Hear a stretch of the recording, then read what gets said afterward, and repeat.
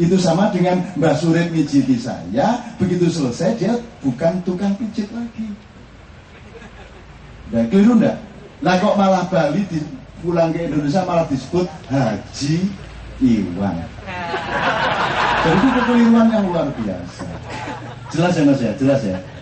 Jadi haji adalah seseorang yang sedang menjalankan syariat haji. Begitu selesai menjalankan, dia bukan haji lagi. Jadi itu malaikat itu tiap hari ketawa. Asal pulang dari Indonesia, kok guyu WL gitu. Kata si Jibril, "Kuwi lho, ndamel kaji sedoyo niku haji sedoyo."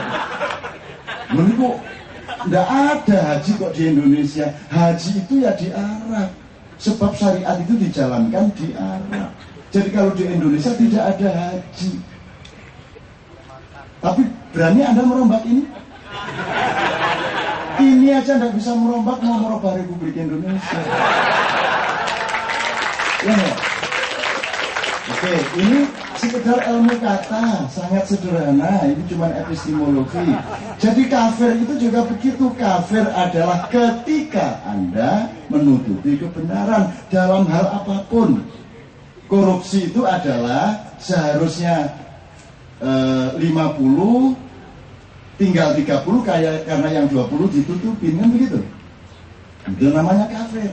Jadi kafir adalah pekerjaan ketika seseorang menutupi kebenaran. Selesai, dia bukan kafir lagi. Jadi tidak ada kafir permanen.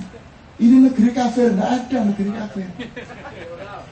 Jelas ya? Ini pemahaman bahasa Arab dan bahasa Al-Quran, bukan pendapat saya. Gitu ya. Nah, terus soal kafir saya jelasin, mereka jadi tenang. Wah, kalau gitu saya sangat jarang loh, kafir kata seorang pendeta.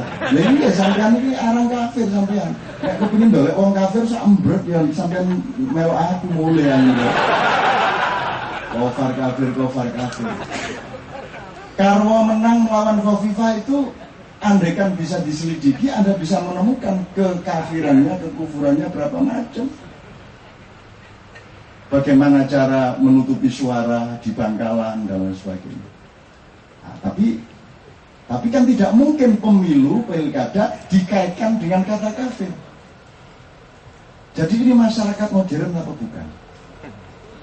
Masyarakat modern adalah masyarakat yang memiliki ciri-ciri intelektualisme, sehingga dia tidak punya kesembronoan untuk mengklaim sesuatu secara non akademis, kan begitu. Nah sekarang yang terjadi pada kita adalah masyarakat yang non akademis, non ilmiah.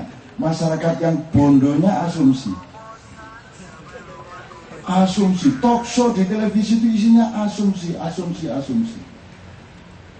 Abu Jibril mengatakan ini hadis palsu. Terus nanti si Guntur mengatakan kalau gitu kamu ingkar sunnah, lain lagi.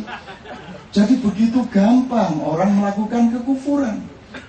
Jadi orang-orang yang sering menuding kafir, menuding Anda kafir itu sebenarnya sedang melakukan atau sedang menjadi kafir yang luar biasa. Gitu loh. Ya untungnya saya kalau ngomong lucu, jadi kadang-kadang kalau saya bicara sama orang yang sebenarnya bertentangan dengan saya, mereka itu mau marah nggak bisa karena terlanjur ketawa. Karena tertawa itu tidak berasal dari sini, Mas. Itulah kekuatan musik. Begitu masuk telinga, langsung masuk hati, keluar lagi di mulut. Itu mekanisme psikologis. Tapi kalau mekanisme ilmiah itu dari telinga ke kepala dulu, baru hearing dengan hati, baru ada keputusan. Nah maka metode kebudayaan adalah metode utama di dalam menjalankan agama sebenarnya. Karena agama itu ini agak serius ini ilmunya. Karena sekarang pelaku utama agama ada dua ya, satu ilmuwan, yang dua seniman. Terserah yang duluan yang mana. Yang pertama ilmuwan. Maka Anda tidak bisa tanpa ilmu. Allah selalu mempersyaratkan jangan perlakukan sesuatu bila ilmin. Jangan sampai melakukan sesuatu tanpa ilmu yang bisa dipertanggungjawabkan. Terhadap istri, terhadap aktivis atau aktivis terhadap yang lain dan seterusnya. Apapun saja jangan melakukan sesuatu tidak dengan ilmu. Nomor dua seniman. Kesenian itu rohani bukan materi. Kalau Anda melihat lukisan,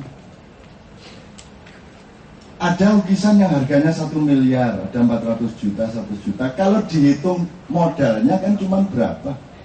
Kanvasnya berapa, catnya berapa? Maka yang terjual 1 miliar itu sama sekali bukan catnya, bukan warnanya, bukan kanvasnya, kan begitu. Yang terjual adalah pancaran rohani yang diwakili oleh juatan warna-warna itu. Jadi kesenian itu rohani. Nah, kalau kesenian tidak menyadari bahwa dia sedang melakukan pekerjaan rohani, atau bahwa dia sesungguhnya adalah rohaniawan. Ya, di Indonesia kan kalau seniman tidak sama rohaniawan. Kalau rohaniawan itu yang suka khutbah kan gitu. Ya keliru. Wale.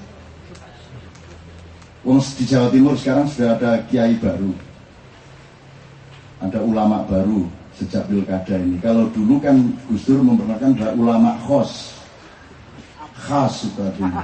Sekarang ulama cash. Itu muncul yang baru fenomena di Jawa Timur. Itu teman sekalian ya. Oke, kafir itu seperti itu, jihad sudah saya jelaskan dulu. Jihad itu ya milik semua orang. Sindang itu dengan polanya sendiri dia berjihad tiap hari. Anda itu mujahid. Segala daya upaya untuk memenuhi amanat Tuhan, yaitu untuk survive dan revive dalam kehidupan, itu namanya jihad. Jadi Anda mujahid, semua itu mujahid. Antum semua adalah kaum mujahidin. Jangan diambil sendiri oleh Hizbut Tahrir dan Majelis Mujahidin. Kita semua mujahidin. Fungsi mujahid itu adalah untuk melaksanakan khilafah. Karena kita semua ini disuruh dari Tuhan untuk menjadi khalifah. Pekerjaannya khilafah. Jadi khilafah itu pekerjaan setiap orang. Ya tukang becak, ya penjual kacang. Semua itu sedang menjalankan khilafah. Khilafah itu tidak sekedar bagaimana Anda menyuruh orang sholat. Aceh itu dikasih tsunami untuk menunjukkan bahwa dia benar-benar serambi Mekah. Nah, yang kita butuhkan sekarang itu sudah bukan serambi Mekah. Yang kita butuhkan adalah serambi Madinah.